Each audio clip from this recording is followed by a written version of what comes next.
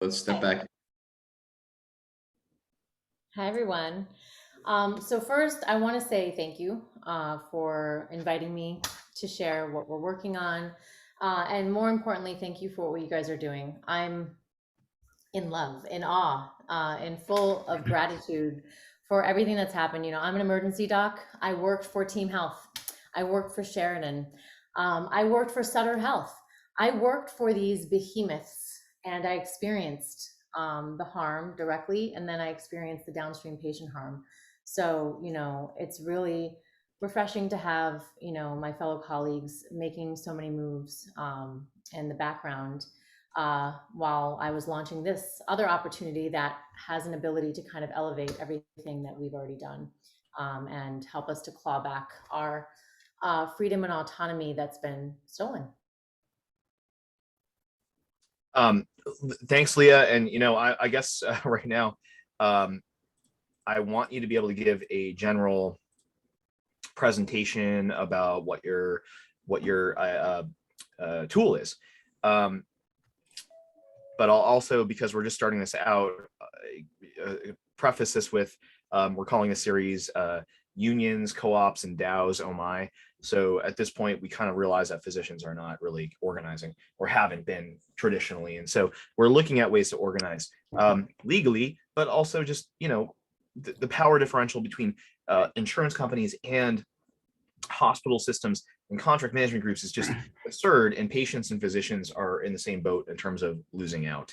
And so we're inviting you to speak about your initiative with HPEC about how potentially, you know, the DAO, the Doctors DAO, HPEC, and blockchain can help us organize, and what makes it unique. And at the same time, I would say, I would love for you to start out with, what is your background researching unions, and what are the pros, cons, and limitations of unions?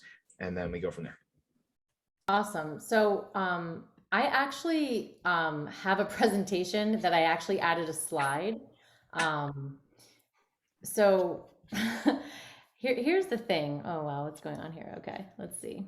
I will just share my screen really quick. So I did do some research on unions, and I actually had a couple of attorneys that we kind of had spoken to before we built this. I also looked heavily into co-ops. You know, I learned about, you know, Whole Foods used to be a co-op. I forget this, you know, outdoor equipment company, REI, used to be a co-op. And so, long story short, unions are a traditional structure that are built to serve employees. In progress. And so you have to be employed to be a part of a union. You cannot be an independent physician.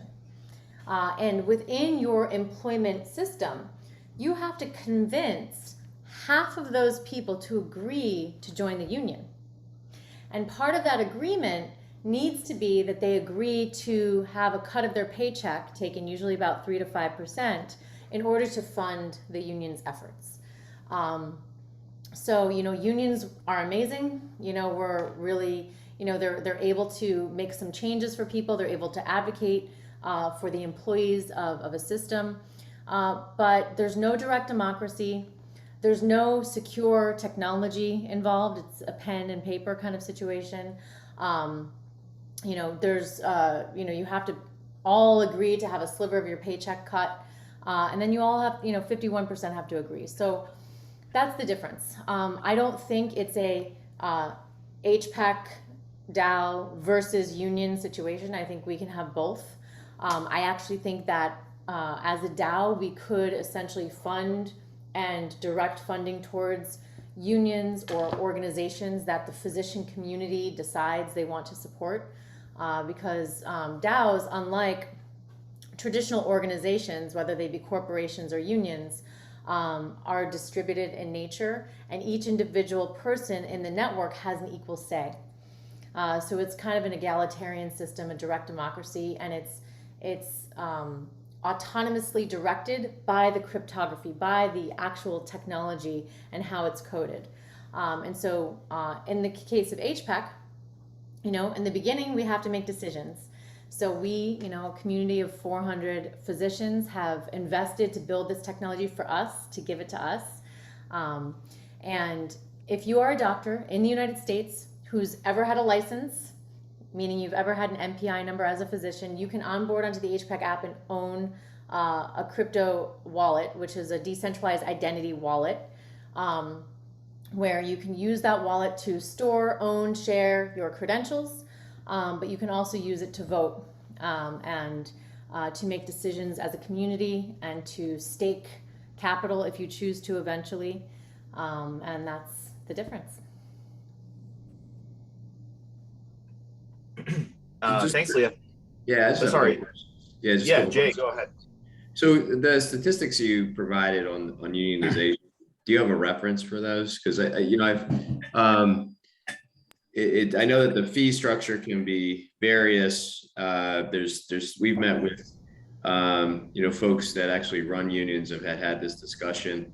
We're actually involved in exploring an extension of a union to emergency physicians that are W-2, which would not possibly require the 51% number. So I'm just curious where the numbers come from on the unionization. This is just based on the research that I did before, and this is based on all unions. It's not specifically physician union only. And just to let you know, like, there are physicians that are part of unions at, Jackson Memorial Hospital in Miami, part of the New York State Health and Hospital Systems, Committee of Interns and Residents that are also members of HPEC. It's not, like I said, this or that. It can be both. No, I was just curious of the references. And then could you just give us a broader overview of a DAO? I think that, most folks on here might seem foreign, and kind of give us a little bit of a broader overview of HPEC and how it works and what the intentions are. Of course. So a DAO stands for a decentralized autonomous organization. And so decentralized, meaning there's no central authority. It's distributed amongst the people who choose to participate. Autonomous, meaning whatever the cryptographic code says, that is how it's governed. And so, I don't want to go down a rabbit hole of DAOs. I did write a 30-page book chapter on it back in 2019 that was published in HIMSS. But to make it simple, we can code language on, computer programmers can code language that say, if this, then this. And a community of physicians like us right now, or the 700 physician members that are on HPEC, can decide how we cryptographically encode that. Do we want to make it a 51% vote, 2/3 vote? Do we want to allow pediatricians to have a 10x vote on issues that, affect children in comparison to people who are not taking care of children? We can cryptographically encode this if then kind of language, so that when you connect your wallet and you vote, the vote is executed just based on the code. So there's no person in the background having to count ballots or look at hanging chads or anything like that. So who governs it on the back end? You said we can write the code to do certain things, but who in this instance is the governing body that is actually managing the code alterations? So this is, I've gotten, here, I'll stop sharing so I don't confuse people.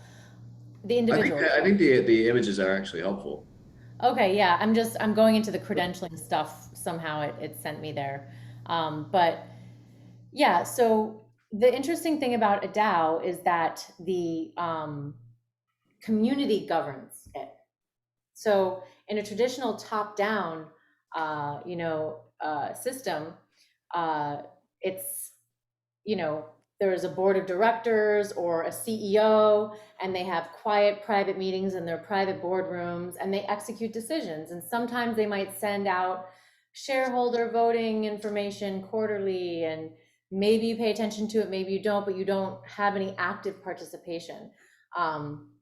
So, if you want a passive situation where it's like, I don't have time to think about it, I'm going to delegate my union representative, or I'm going to delegate, this board of directors to make decisions. I just trust them. I don't want to think about it. Here's my money. then a corporation is a great structure for that, or a union is a great structure for that.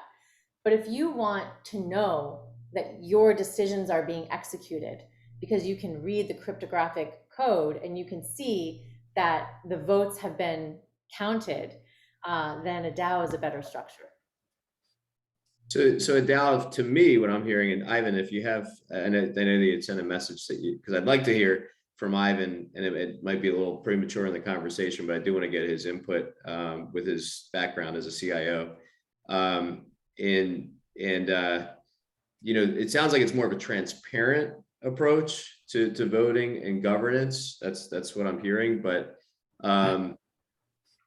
we can go more on that. But Ivan, Ivan's going to voice some of his concerns around the technology and the sustainability, and we can probably have a broader discussion around this. But prior to Ivan's departure, I did want to give you the floor. I mean, my only thing is, again, beside the fact that the energy issues are serious and not being addressed in any kind of way that I can see as successful, they involve having to basically delete ledgers, which gets rid of information, which I don't think is a wise approach there. But I mean, my problem with all these things are these benefits that are being talked about with blockchain are abstract. They're not concrete.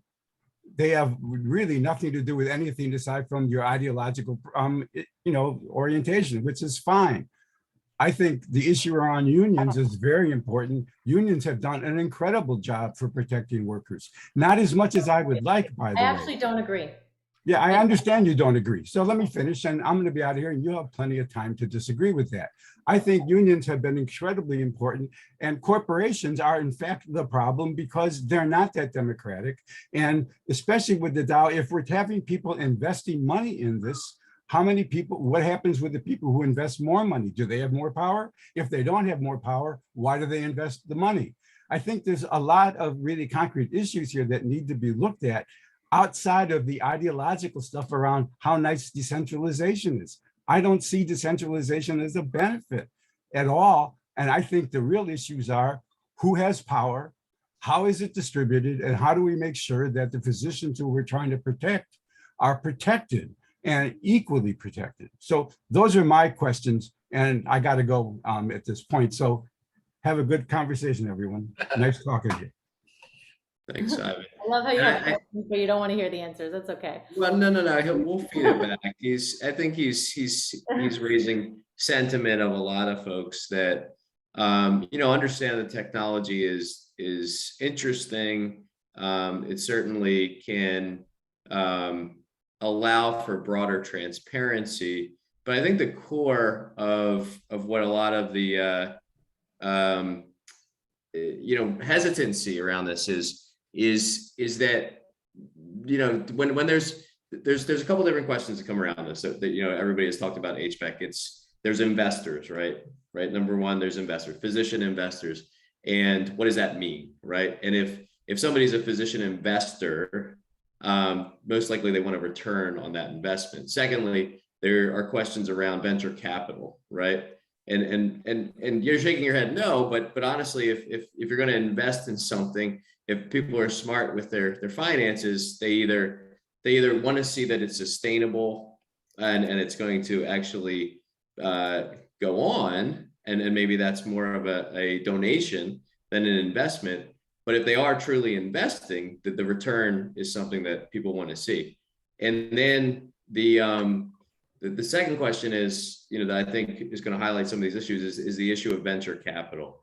And there's been discussions, and I haven't heard from you, personally, but could you kind of explain the role of the physician investor, what their opportunity is, and then explain whether or not there is venture capital in this opportunity, and what attracts venture capital to something like HPEC, and how does that threaten and or protect the physician investor and individual that's participating in this program? So there's about 1 million questions that have been asked in the last few minutes. So I'm going to try to do my best to answer them, and please ask them again if I missed anything. Okay. So first of all, I believe that we are being given a chance. Okay. We are being given a chance for the first time in history to build something for us that we own and we control, that was intentionally designed to serve us. Okay. You know, you guys know more than anyone else how hard it is to get things done, and how it's active participation that creates outcomes. Okay. The reason decentralized autonomous organizations are going to gain more favor over traditional centralized organizations or top-down organizations is because it serves the individuals on the network better than traditional organizations, because you dictate and you govern yourselves, and it's an autonomous process. There's no way that a third party or a small group of people or one person can gain control, because one wallet, one vote, one token, one vote. That's how it's encoded in the cryptography. So regarding investments, so, you know, we have a very short period of time. It's already 8:30, but we have two products as a company that we've built. The first one is the Decentralized Identity Wallet, where you as a physician can own and control your digital identifying information. So most of us don't realize, but the average cost of credentialing is $1,600 per year per physician. That money, a lot of it's gone wasted towards administrative nonsense. But the AMA is actually selling our data. They sell. I just want to interject. I want to keep it. I just want to keep it focused on. I think the questions of structure first. So, you know, we can get on the product, but I think what a lot of folks are interested in are the structure of the organization. I'm trying to share it because you're asking about investment. So I'm trying to help people understand how we can make money as a company. Okay. Okay. So, and I'm happy to answer your other questions also, but this is important for the structure of the company as well. So, so just try and abbreviate it to 2 minutes and we'll get to the structure of the company. I just want to keep everybody on track. Appreciate it. Okay. Okay. So what did you want me to say? We want to get to the structure of the company itself, the Delaware financial. C Corp. Okay. And the ownership structure? 99% physician owned. And the other 1%? My cousin, my stepbrother, and a couple of random people that found us when we were doing the crowdfund, including a chef, a fisherman, I don't know. And what is their exit strategy, or what was the pitch to bring on other investors? I mean, what's the interest? I'm going to post that, and I'm going to post that crowdfund in the chat so anybody can look at. We have all the documents, all the due diligence, including accounting, including company structure. I'm going to post it right now. Great. And what's the sustainability model? So how does HPEC continue to, who handles the back end of HPEC? And then what's the sustainability model to keep it alive and well? So currently the back end is being developed by, you know, software developers that we've hired with the money that people invested. And the sustainability, that's what I was about to talk to you about with the credentialing system. So, you know, right now the AMA is selling our data, $44 every time they check our data. That's one organization. We also have Doximity selling our data to pharma. We're getting spammed with pharma ads. Facebook is selling our data and we're getting spammed with ads. So our data as physicians is very, very valuable. Not only our credentialing and identity information, but the data around our behavior regarding patient care, our prescribing patterns, our referral patterns, okay?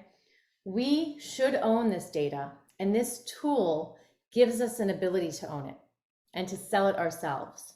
So in your decentralized identity wallet, with decentralized identity protocols, you can own, store, keep your data, and if you choose to, you can sell it. And the company takes a small transactional fee for providing that service. So rather than all of these big behemoth companies making all this money off of our data, presenting who we are to the world without our knowledge, consent, or permission, you, in a self-directed way, encoded by cryptography, can own your data. Okay, and I just want to open the floor. Anybody have any comments at this point or questions? And Leah, I'm just going to say from my perspective, I wasn't sure. I thought you might have a whole presentation on this because for newcomers, it's a lot to absorb.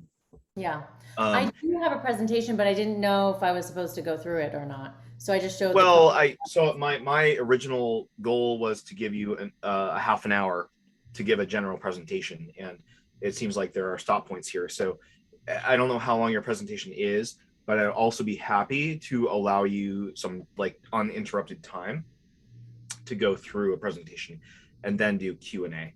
So right now it's kind of up to you because we're.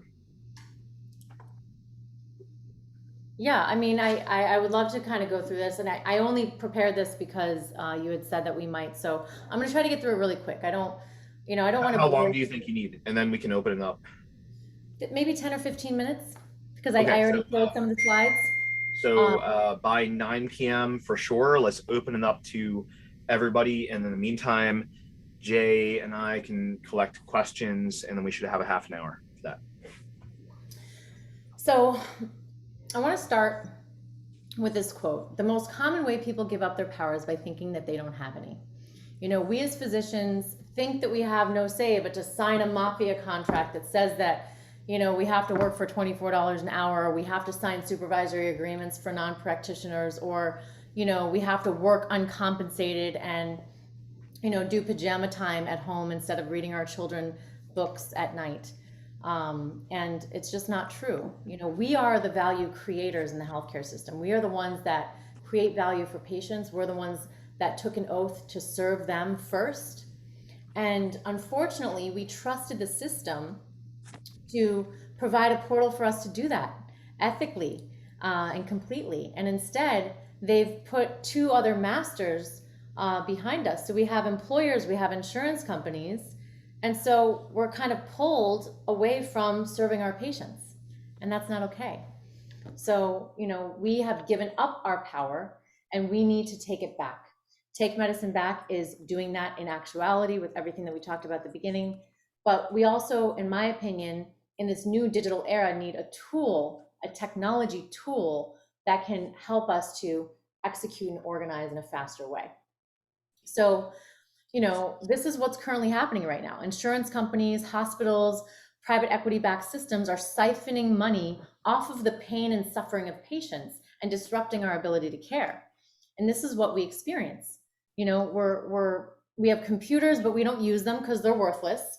And we think we're in this private room with our patients trying to just figure out how to get stuff done, and we're being surveilled. There's a surveillance over the behavior of doctors and patients. We don't realize it, but we're giving up all that information. We're putting it on EHRs, and then they're selling our patients' data. And I don't want to go down this rabbit hole now, but this is a tool that will allow us to issue our patients their private data too someday. We document information about them. We can issue them that information with this tool. But the first use case is credentialing information. And so we need to create secure, private, direct communication between doctors and patients again. And because we are in this new technological era, we need to use and leverage technologies that make that possible. And I believe decentralized identity is that tool. And this is the future that we can look at. A private, secure connection between us and our patients, and that's it.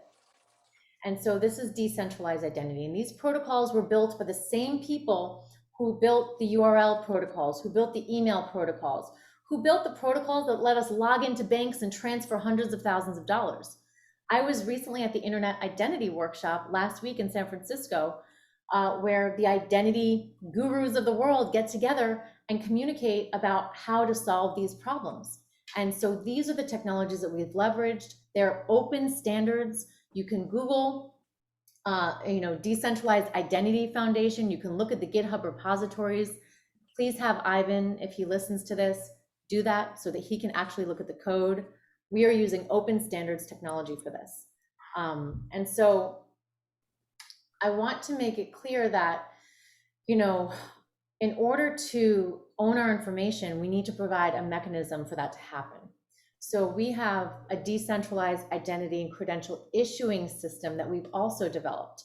And this system is actually being tested at a residency program in Oklahoma.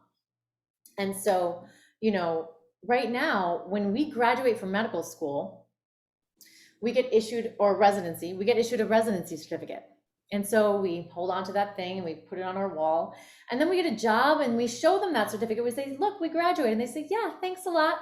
But, you know, we need to find out if that's real. So we're going to check with this institution. We're going to make sure that it's real. And that institution says, yeah, we actually issued that. But what people don't realize is that this process takes 4 to 6 months. It prevents us from quitting jobs that treat us horribly. And it costs up to $1 million in lost revenue per system on average. And, you know, we as doctors are also losing that precious time. So the way this technology changes things is that at the same time when a credential issuing body is issuing this residency certificate, we get a digital verifiable credential in our wallet. And so that digital credential, proof of that is being issued onto a blockchain or distributed data registry. And so when we present the digital credential, we also present that proof of everything so that when the verifying institution says, wait a second, is that real? It's instantaneously there. They don't have to go back. They can just read the registry. So it shrinks that 4 to 6 months into moments and puts the doctor in control of their credentials. And so most of you here probably know my story, but I was working at a hospital and I left the hospital. And after I left, they were continuing to sign off on nurse practitioner charts with my professional identity, with my digital credentials. And it led that state to think I was practicing there without a license because I hadn't renewed my license in that state. And so that's part of where this idea came from, and why I know it's powerful. And you know, today I was on the phone with somebody who used to buy credentialing systems for large health systems. They used to spend $1.4 million at one hospital on their credentialing systems. The EverPred system can replace that, and that is our first revenue stream. And so, you know, I already went through these organizational structures and how they're different. Traditional companies are top-down, owned and controlled by shareholders, but decentralized autonomous organizations are owned and controlled by the members that choose to participate. So if you have an HPEC wallet, if you have a medical license, if you are a doctor, you have a vote, you have a say, but only if you choose to use it and choose to onboard. And so we already went through this. You know, I added this slide kind of in a messy way today. I would have, if I had more time, I would have made it a little better. But this is the difference between a union and a DAO. And I think we should continue to do unions. I don't think we should say no to unions, but a DAO could help fund the union. A DAO could help disseminate information about the union. For example, the FTC stuff. It's amazing that we got so many people to comment on it, but imagine if we had a distributed network to share that in mass. That's what this can do. And so let's see. I do have a very quick video that kind of shows like a little explainer video. So I'm gonna hit play on that. The United States healthcare system is broken. Physicians have been disempowered by managed care and have lost control over the practice of medicine. But a new secure technology has the ability to change that. This technology can distribute power away from minority stakeholders in our healthcare system in a process called decentralization. Decentralization is a community-driven process where individuals on a network each have an equal stake and can collaborate towards common interests. HPEC is from the physician community for the physician community. Physicians share the common interest of liberating the doctor-patient relationship from the grips of managed care, decentralizing power away from third parties who do not provide value. The problem is huge, and there hasn't been a consensus on how to address it within the community. That's partially because physicians are experts focused on their particular field, which makes it difficult for them to agree on potential solutions. HPEC solves this problem by digitally organizing the physician community around shared interests and common goals, while simultaneously allowing them to protect their own individual needs, so they can continue to protect the individual needs of their patients. The HPEC platform is designed to protect the sovereign rights of those who choose to participate in the network because the governance protocol will be self-directed. Blockchain technology will ensure the data is secure, and the individual physicians on the network will ensure the network can be trusted. We can build trust without the need for hierarchy or centralized control when decisions are powered by the collective efforts of practicing physicians on the network. HPEC, unlock the future of healthcare. Sign up for our newsletter to learn more. So this was a whiteboard that I did before the crowdfund, and I also just posted the crowdfund again for those who might have come in late. But in short, a decentralized autonomous organization has the ability to empower us as individuals, has the ability to allow us to stake and to fund efforts that we care about, to enact legislation, to hire lobbyists, to hire lawyers. DAOs can do all of these things that traditional organizations have a hard time doing, because you either have this choice, you can be for-profit or nonprofit, and they just change everything. A DAO can be a mission-driven organization, and the mission can be decided by the members. And so I'm inviting you to join. And the fact of the matter is, a lot of people are like worried about their data. I've done my best to follow through on all the promises I've made. I've tried to keep this as physician owned as possible. It still is 99% physician owned, physician controlled, physician designed. And we are being given a chance now to take this opportunity and to use it and to invite our friends and these are some polls that we did in the past, to try to fix some of these problems. This is a poll that I took in 2020. What do physicians care about and what do they worry about? Physician advocacy, patient advocacy. We care about our patients, but we're not able to serve them. So these are some of the issues that we can tackle as a DAO.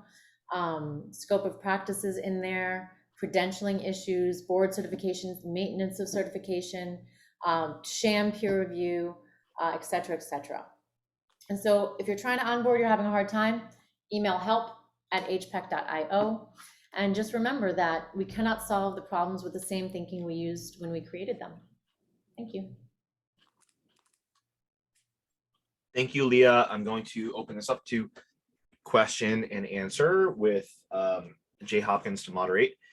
And I appreciate the background here. So this is a technology that we know that already blockchain and Bitcoin and cryptocurrency is confusing to people or not fully understood. But we also know the same truths that you're referring to with like insurance companies and contract management groups, private equity that are harming us and patients.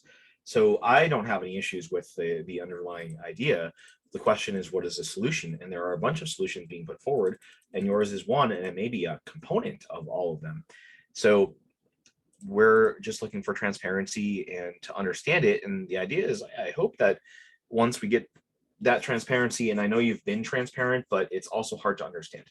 So our hope is to translate that transparency for people to understand. And if this is the right way to go, or it's a part of the solution, then it should succeed. So that's my angle. And I'll let Jay go from here.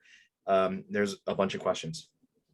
Sure. Yeah, I guess I'm a little bit more pragmatic. I think it's a very idealistic idea. But, as we've seen in the comments from some folks like Samir, money drives a lot of things. And, when people start to put their money somewhere in a crowdsourced funding atmosphere, et cetera, there's expected return. And those are my kind of hesitancies around.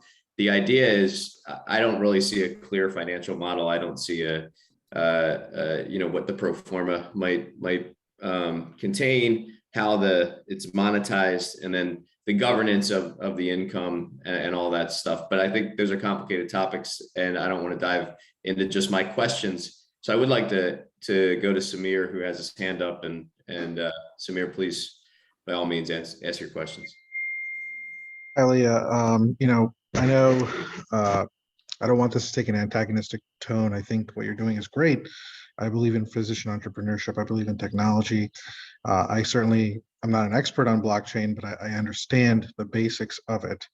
But at the end of the day, we have to understand motives and, the altruism being touted, like, are you willing to give this up to a cooperative in the future that's entirely democratically owned?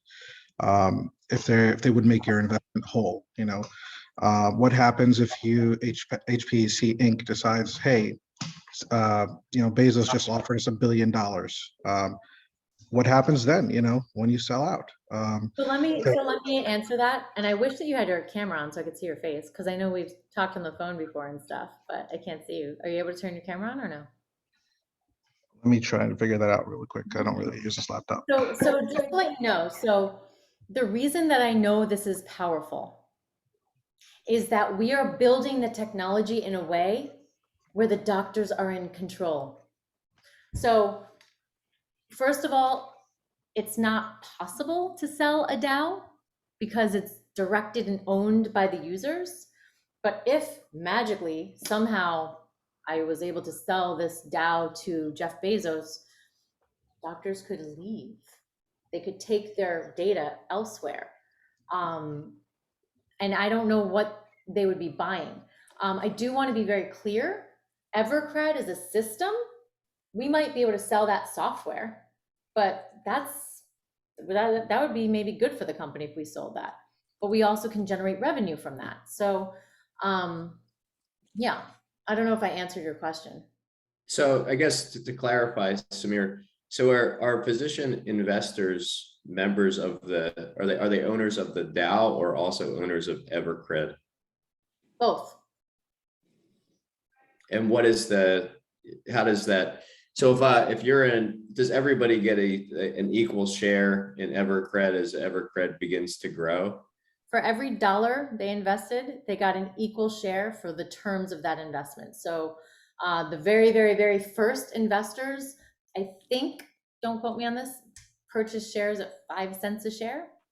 The most recent round closed at 8 cents a share. So yeah, they own the percentage of whatever they bought. And what's the governance structure of Evercred? It's not been determined yet. I'm welcoming and inviting everybody to help us determine it. The purpose of this is so that I can get as much input from the physician community as possible. I want this to be built by us. That's what a DAO is.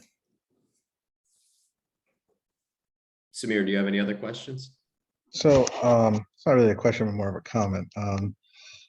If that is truly the intent, then I would say pitch your idea to physicians who are wary of being sold out yet again. Because I'd rather not regret this decision later on, and I would feel more comfortable if sorry, somebody else talking. There's a Kamika. Can you please mute your microphone? So here's my recommendation to those who are wary, okay? Join it, participate, help to build it, help govern how we build these smart contracts. The DAO infrastructure has not been built yet. The only thing that's truly decentralized right now is the decentralized identifiers. We didn't raise $5 million yet. It's very expensive to properly build this. So we have the right and the ability now to design and implement this however we want. I have lots of ideas. I can share some of those ideas. So for example, I was thinking we could move to a fully distributed system once we reach 100,000 doctors, something like that. But, I'm not the one that gets to decide, because even though, yes, I'm the CEO of the company, yes, I founded this, I'm a doctor. I could be working as a doctor, but I'm doing this for us. And I've created a company that has an ability to generate revenue, because I've seen all of these nonprofit companies or nonprofit organizations struggle to get things done because they don't have the funding. And we are up against a behemoth. We are up against a $3.9 trillion system.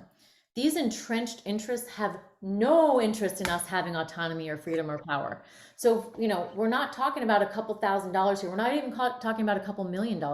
We're talking billions of dollars are going to be needed to redesign our healthcare system and put doctors back in control.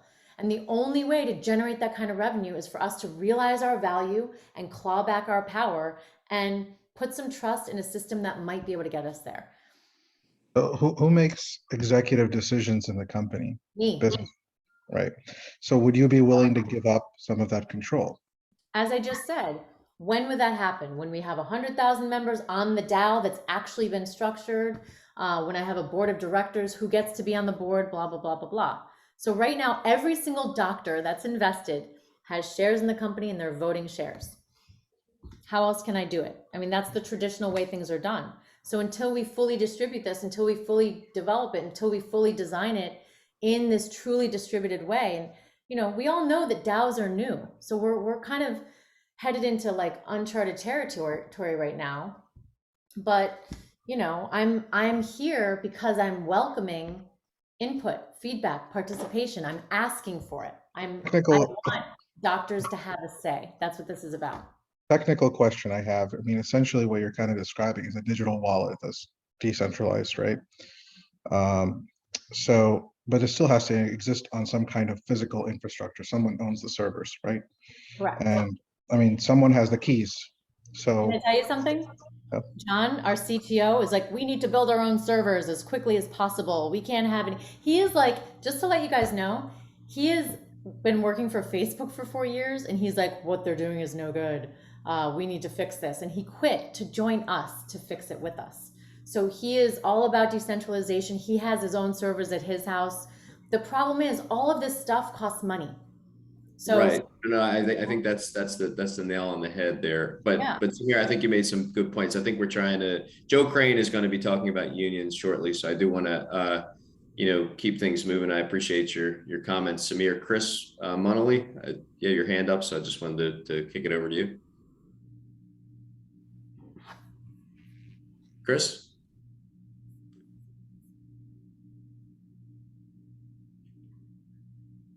You are on mute. I think he's having some technical difficulties. Maybe he doesn't want to talk. You want to talk. He doesn't want to talk. Yeah, you gotta hit the mute button on the bottom left of your There's screen. a mute button there. But I think, personally, that's the concern, right? Like you said, this is going to take billions of dollars to. No, not billions to build. Not billions. No. I mean, to change the industry. And I don't think it'll take billions to build the technology, but it's going to take significant investment. And the governance structure of Evercred, to Samir's point, is, I think you're open to suggestions. And I think that would, if there was a governance structure and a liquidity opportunity for anybody that invests in the company, and then it's an equal share regardless of time of entry, a democratic, fair structure, I think would make anybody feel more comfortable around this, rather than Leah Houston making the decision of when to divest or when to form a board or when to change the governance of the organization. I think what everybody's looking for from a skeptical perspective is, how do they get involved in something that is democratic from the get-go and has the democracy already organized in the structure prior to putting in their time, effort, and money? I feel like I've done the best I can by creating an investment opportunity for only doctors and trying to only advertise to doctors. Like I said, a few people came on board that weren't. We're in the very early stages. Any entity, even DAOs, even direct democracies, start with only a few people. Even Bitcoin, which is the most decentralized currency, started with a couple of first blocks on the Genesis blockchain and a couple of nodes, and it was centralized. So right now, HPEC is centralized. We're leveraging decentralizing technologies. We want to build a fully decentralized system, but we can't do that without participation and without people coming on board and helping us to design these things. Sure. Any organization requires the initial members to help design it. So I'm totally open to a democratic. I mean, if you ask anybody who's been a part of this since the beginning, the design of our app, which I'm happy to share with you guys, there was a Facebook group and I asked, what do you think of this? What do you think of that? How should we do this? How should we do that? And the people who wanted to have a say had a say. No, that And sounds that's great. how And we've it's always great done it. that you're open to suggestions. I think that's definitely a relief to hear, and that you know, open to wanting to participate in kind of universal governance. But Chris, I think you had fixed your microphone. So All right, I think I fixed my microphone. Can you hear me okay? yeah. Great. All right, sorry about that earlier. I think it's a great idea, and I'm just curious, it makes a lot of economic sense, right? What's the trigger point? Will there have to be a regulatory trigger point? Is there an economic trigger point? Will this take years? Will it take a lot of years, several years? What do you think is the real kind of, as Malcolm Gladwell would say, the trigger point? What do you think? So I did some research on network effects. Yes. And they say it takes 5 to 7% of a population of people to create a network effect. So with 1 million doctors, that's like a 50 to 70,000 physician base. And that's part of why I'm thinking maybe we move to a fully distributed system when we hit 100,000 members, because then we have network effect and we have enough of a distributed network that we're not at risk for collusion. But, you know, so yes, I think it's going to take a critical mass of people. But I think that if we choose to adopt it, if we choose to share it, if we choose to give this a try, we have an opportunity to do that. Gotcha. Thanks. Yeah. All right, great. Thanks, Chris. Brad, you had some questions? Yeah, Or points? first of all, I really appreciate everyone's input. This is kind of exactly what needed to happen. And thank you, Leah, for clarifying a lot of this. The bottom line is that it's going to take billions of dollars, but all of that is dependent on physicians participating because we build the value. It's our clinical decision making, right? If we have 100,000 physicians in a group having discussions, having equally weighted voice, coming to conclusions, doing the group think we need to come up with collaborative solutions, right? That block where everyone has the same voice will then be able to wield the influence it needs to punch through those billions of dollars we don't necessarily have in our pocket, but that every one of those dollars and every one of those players that are using those dollars depend on. That's us. Battling the corporate practice of medicine, as we're doing right now through this group and through McNamara and everyone else, is exactly the setting that is needed to, or the thing that one of the things that need to take place because our voice gets out there. We still suffer from the major problem of not having a place that is by design democratic, not controlled like Facebook, right? Or owned by another corporation that will then allow us to get to that network effect or get to that critical mass, that tipping point, where then we can decide democratically how to make this work for our patients, which is why we went into healthcare. I hope that's helpful. No, I think it was great. And I think we're going to wrap this up. I appreciate it. Leah, I think what I would appreciate and some of our other members might appreciate are some broader ideas around governance, ownership, and you know how to move forward. I think it would gain more traction if we could create a structure that wasn't singular in ownership, but actually was able to be democratic from the get-go. I think that's probably one of the large hurdles that you're facing. I'm with you. And so I have a brilliant attorney who's been doing securities law since the early 90s. And we took a very deep dive into whether or not we were going to be a nonprofit or whether we were going to be a co-op or whether we were going to be a C Corp. Okay. Nonprofits and co-ops I really liked the idea of them because all these questions that you have right now, all the skepticism is really around the for-profit situation. The problem is it's hard for people to keep stroking checks without any potential return on their investment aside from, happy feelings. And so knowing that we need this, to really change things, we need to really shake up things. Well, I would argue, and we're gonna have to close it up. Because I just want to finish up. Okay. Sure, you got a minute because we're gonna go to Joe Crane. Of course. Okay.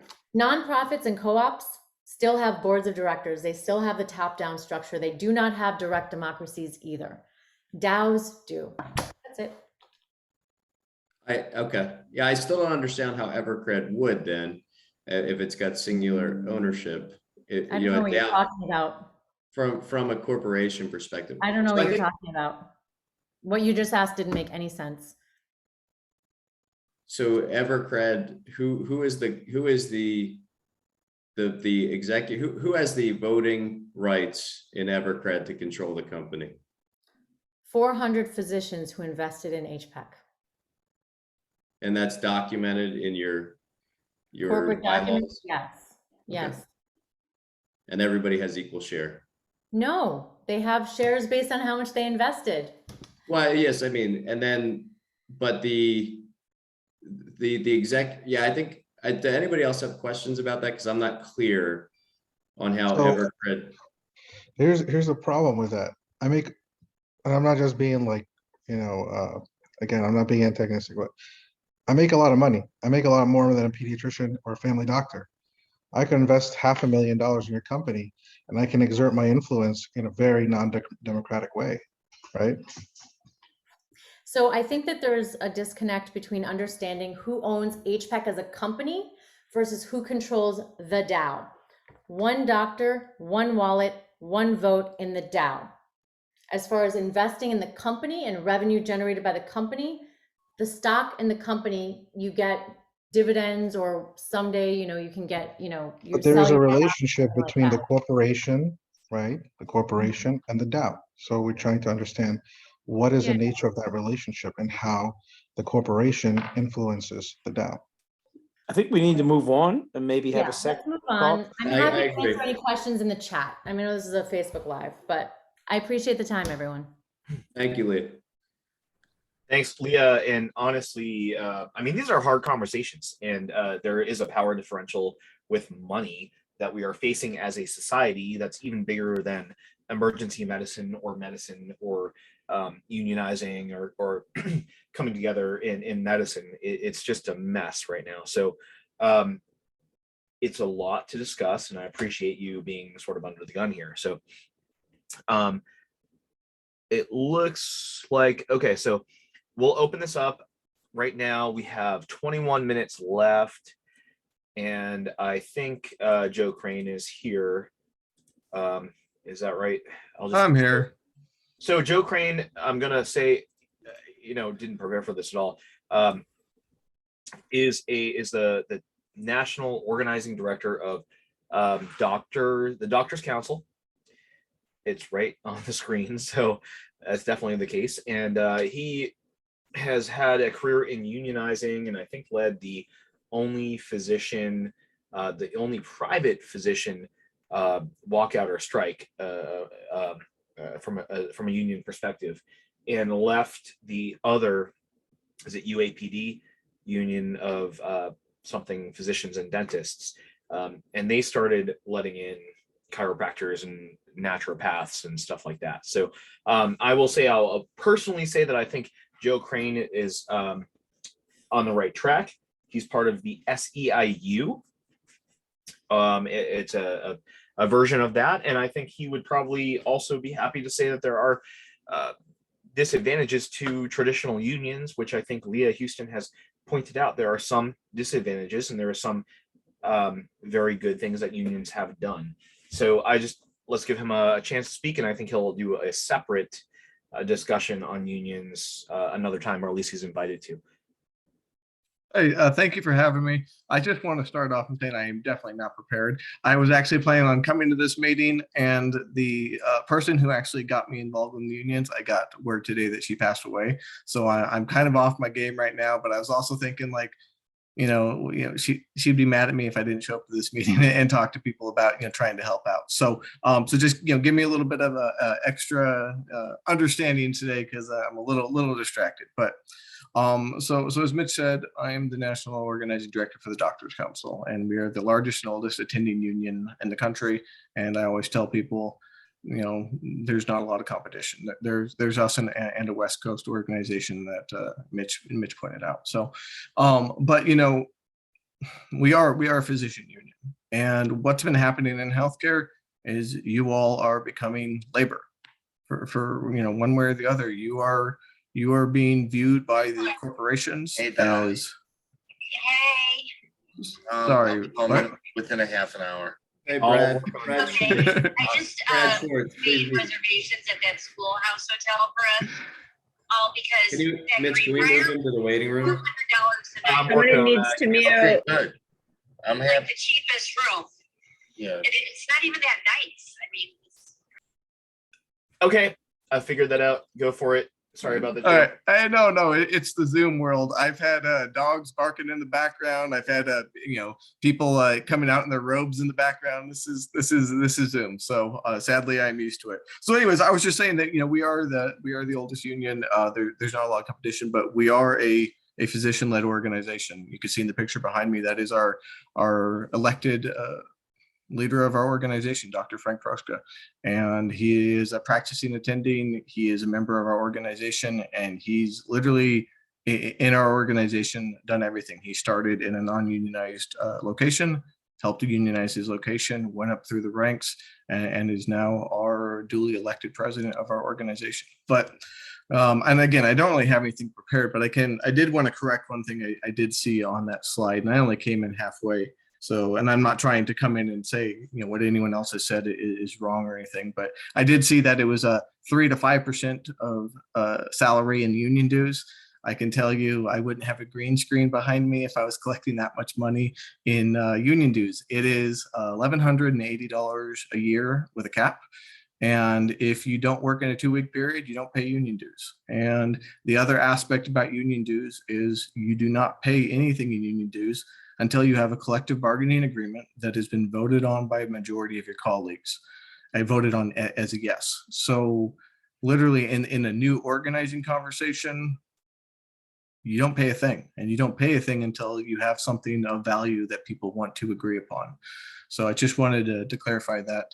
Now, when we're talking about unions and we're talking about physician unions, I can tell you, there's traditional concepts of talking about economics, which is definitely going to be on the table.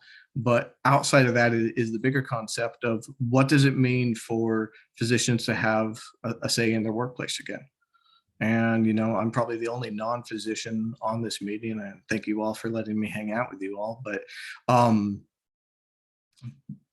I don't know what that's going to look like at the end of the day. But you all do. You're having these conversations about taking medicine back. You're having these conversations about what does this mean for our patients? What does it mean for us? You're talking about the impacts of things like moral injury. You're talking about the physician suicide rate. You're talking about, the disgusting thing. Patients are profit signs. Like these are the things that come up in my conversations daily, and I'm having conversations with physicians all across the country, and so when you're talking about what would it mean if physicians came together on a national front, honestly, it was similar to what Dr. Houston was saying, that, this could be a powerful tool. But one of the different things about, these other approaches as to, unionization is this is the tried and true method. Like this is what works, like this is what currently works. If you are an employed physician right now, you have the ability to unionize. You have the ability to actually take back your working conditions and then have a equal setting and equal footing in the negotiations of that workplace. And don't get me wrong, that's not an easy thing. Like I can tell you, if that was an easy thing, my job would be there'd be a lot more initials on the states that we represent, and we'd have a lot bigger membership. But what you all are probably extremely well aware of is no one wants you to have a say anymore. And honestly, you're the only people in healthcare who haven't pushed back. Like it's been this strange thing. But and again, I don't have anything prepared. If you can't tell, I'm kind of rambling, so I do better with questions and answers. I can tell you, go ahead. So I don't know if you touched on this. I know you did touch on the cost. I think a couple things that we spoke about when Mitch, you and I had met were in some of the slides, one of the slides we saw 51%, membership requirement for a union to be solvent. But I know you're working with physicians across in various states, and how does that work from a percentage perspective? And then additionally, can you address the W-2? I know we did talk about W-2 and 1099 issue, but could you just speak to that topic as well? Yes. Jay, I'm just going to interject and say, yeah, Joe didn't get to prepare. And also, Leah, I know we also gave you not a ton of heads up about this. So I'll recognize for both of those. Joe, I gave you like an hour heads up or less. And Leah, a couple days. So I think these are great conversations, and I want to be able to also continue them over the course of the next couple of weeks and months. And so I think we'll give Joe a moment or some time to prepare for a talk. And, this is Leah's HPEC presentation. So let's hear your answers, Joe, from what Jay mentioned, but also I think we'll be able to have an entire night devoted to traditional unions, Doctors Council, SEIU, where also Leah and others who support the HPEC component can discuss. And I don't think I really think that we are not like going toward different things. There's some competition, but we're all working towards the same freaking thing. So if we can avoid the competition when working toward the same goal, that would be my ideal outcome. This is stupid if we're all just like believe in the same thing, but competing to the point that we're going to harm one another. So that's my perspective.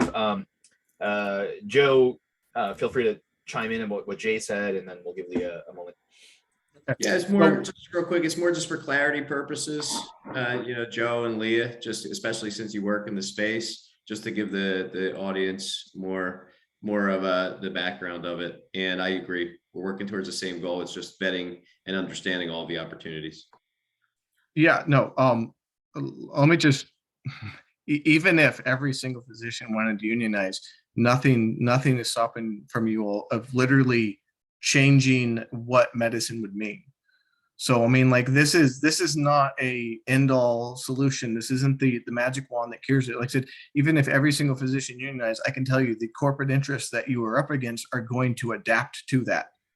So I mean, like, the game always changes, and you always have to push back. So, but what I'm talking about now, when you're talking about the 51%, so if you unionized, you have to have a majority of your colleagues say this is something that we want to do. And again, it's a lot more involved than that. But if you unionize and you have that election that certifies that you have a union now, you have the ability to negotiate over virtually all aspects of your working conditions. And that's something that you're not going to get outside of federally mandated rulings in place. So like if you unionize, we could talk about what it means for economics, and we're going to have those conversations. That's like union basics. But when you start talking about what that really means, this is, what do you want a physicians union to be? Do you want to start talking about staffing ratios? Do you want to start talking about what it would mean? Like a group I'm working with out in New York City right now is like, we're pushing the transporter, carts around. We're doing where I'm taking the cups to the lab because we're so short staffed. Would it mean for the physicians to push back and be like, we can't do our job without increased support staff? What would it mean for physicians to come in and say, like, we're not going to work under conditions that are bankrupting our patients? So I mean, like, there are other avenues, there are political pressures you can put in place. But if you come in and you unionize with that majority status, you have the ability under federal law to negotiate virtually all aspects of your working conditions. You can't negotiate what the employer puts on the building, be it a Providence or a Kaiser or, an HCA or anything like that. But like, you have the ability to negotiate everything from your salary to the soap in the bathrooms. And that is something that is immense and can be immensely powerful when you're talking about physicians. Utilizing the strength of your white coats, sky's the limit. As Dr. Houston was saying, that this is a $1 trillion behemoth that you're battling against, but all of it goes through you. Every dollar goes through your licenses. So using that leverage is immense, and what you want to change is going to be up to you. So, but yeah, again, unions are a majority function. In principle, we are a true democratic organization. If a hospital unionized, you are the ones within our organization. I am not speaking of every single union. There are many different unions with different structures in place. Under the Doctors Council, if you unionized at a hospital, you would be sitting at the negotiating table. You and your colleagues would be proposing the language that we would be proposing. Now, our legal staff and people like myself would be, giving advice and making sure that it's literally a legal proposal to make, but you are owning that process. And then if you get to the point where we're actually voting on that agreement, we've actually negotiated something with the employer. And this is something I really need to stress. We can have the world's best proposals put across the table, and the employer is going to send something else back. And this is a give and take process. It is a negotiation, but it is a negotiation from a point of strength. So going into this, like you go into that, you negotiate an agreement, you get to some place, like I said, utilizing the federal laws that are in place that are not something that is in fact for, sitting down individually and saying, hey, I want to negotiate about my working conditions. Negotiating that, like I said, gets you to the point where you have the ability to vote on that. Now, going back to that democratic organization, it's literally up or down, yes or no. So 50% plus one votes yes, 50% plus one is a majority. No one within the Doctors Council gets a vote outside of you and your colleagues. So our union president doesn't get a vote. Our vice presidents in Illinois don't get a vote. Our members in Pennsylvania don't get a vote. This would literally be an internal subsection of members who get a vote on their working conditions. Now, when you're talking about the overall leadership structure of our organization, we have what we refer to as the House of Delegates. And the House of Delegates is the leadership of the Doctors Council. And the way this structure works for us is if there's 1 to 10 doctors unionized, they get a seat on the House of Delegates. So someone gets elected if there's enough people interested, and then it goes from there. And it's 10 to 50, 50 to 100. So when you start talking about some of these sizable groups, they become politically, internally a powerful voice within the Doctors Council, because democracy is a numbers game.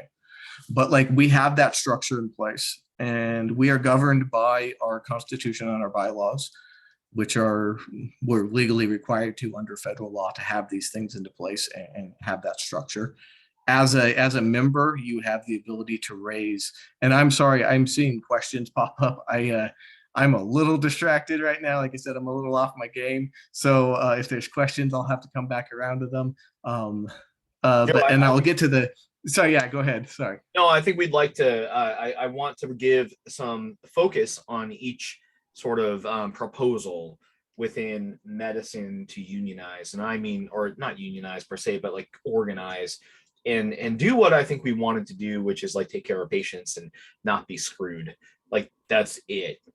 Some of us think that not being screwed means we have to have a Porsche, but some of us think that not being screwed means we probably shouldn't be in a ton of debt in order to take care of our patients in an appropriate way. And so that's what I'm here for. And so I would love to have you back for a whole focus on the Doctors Council. And I'll just we have 5 minutes left for this formal discussion, and then I will just stop recording, and we can continue to have the discussion past that. So at this point, though, because this is Leah Houston's HPEC feature, I want to give her a chance to respond some other questions, but I don't think we'll have time for that recorded. But then we can continue the discussion afterward, which I think will be helpful. So Leah, do you have any thoughts or responses? And I really hope that you see we are working on the same end goal, and how do we reach that is like the million or billion or trillion dollar. Yeah, I mean, of course, I don't know. I don't have any questions. I mean, I was curious if those numbers were right. I mean, like I said, I talked to a couple of attorneys and did some research back in 2019 before I founded the company on, nonprofits and, co-ops, and I learned about unions, and these are the statistics that I learned. So it sounds like 51%, like I'm talking about joining a union. You have to be employed by a company, and then 51% of the people who are employed need to agree to join it. Is that not correct, or? Correct. Okay. And then, you have to agree to contribute X amount of your paycheck, whether you like it or not. Even if you were one of those, 47% who said, I don't want to do this, you still now have to like pay a certain amount to your paycheck. Is that right? Not necessarily. Okay. That's good to know. Yeah. I mean, these were some of the reasons that I was like, okay, DAO makes more sense to us. But, like I said, I don't think it's either or. I think that, I mentioned in the chat, like if there's several members of CIR that are on the HPEC app, there's members of other unions and other organizations. They can collectively organize and fund efforts and disseminate information and stuff like that. I mean, this is a tool. It's not a organization really. But yeah, that's it. So I really hope, I think there is something to be said about HPEC as a tool, blockchain and HPEC as a tool to give us the ability to have our autonomous decisions. And I'd love to see that combined with the benefits of traditional unions and co-ops, which we're going to be talking about in the next few days or months and weeks. So Leah, there's 2 minutes left. Like, just give if you can, just give it like a tie up of what your thoughts are, and then I will stop recording and just open this up to open discussion, because I'm sure there's people here who want to speak but don't want to speak on record. Yeah, I mean, I was screwed by hospitals. My patients were harmed. I watched all kinds of nonsense. I had tons of uncompensated administrative burdens. I saw my fellow physician colleagues suffering. I have several friends who have died by suicide, including the medical director of my emergency department, the chairman of our emergency department, rather. And all of it was covered up and lied about and hush hush and don't tell anybody how much we are suffering. And this is why I'm doing this. I'm a doctor. I could be making lots of money too, Samir. I'm doing this instead. I could be making $500,000 a year as an emergency doctor. Instead, I'm working 120-hour work weeks, more, harder than I have been as a resident, to build this company, to bring this solution to us so that we can have our power back and our freedom back, and so that we can serve our patients again free from third-party interference. So that's what this is about. I would love for us to consider this possibility and to take this opportunity, and email me with questions, tweet me with questions. I'm here. I'm transparent. I posted the articles of incorporation in the chat. You can take a look at it. And yeah, thank you. Thanks, Leah. Can you put your your Twitter handle and contact info in the chat? And I'll open this up now in a moment here. So just I guess because I'm going to put this on YouTube. So this is Take Medicine Back. We're a public benefit company turning into a nonprofit. Everybody here is volunteer, and we're just looking at ways to take medicine back from corporate interests to bring the relationship between patients and physicians back to the center of things, and not corporate profits. So we're exploring all ways to do that. And I really appreciate some discussion as well from folks who say, you know what, I'm even a physician who makes a lot of money, more than a pediatrician, and I might have a bigger seat at the table if I can use my money to do that. And thus we need to give people the power who have genuine, a real stake in the game for patient, not just patient safety, but all of medicine. I would rather have a bunch of pediatricians invest millions of dollars in this and have majority control over this than Buka. and you got it. So Buka, Cigna, and Humana, big money, and we would rather have pediatricians do this. And I know a lot. I think there's actually a good number of pediatricians in here. But the reality is, if we give control to those who have more money, they won't have that control. And so I love the discussion here. I'm gonna close this up and just remind people that we're gonna have the Take Medicine Back Summit 2022 Mountain Maladies, and we're looking at probably early November for that conference, where we will be involving all of you and more. So thanks, Leah. Houston from HPEC, And I'm going to stop recording and open this up to general discussion. I'll still have Jay, if you're still up for it, because we're past 9:30 Eastern time. Go ahead and moderate. Otherwise, I'll be here too.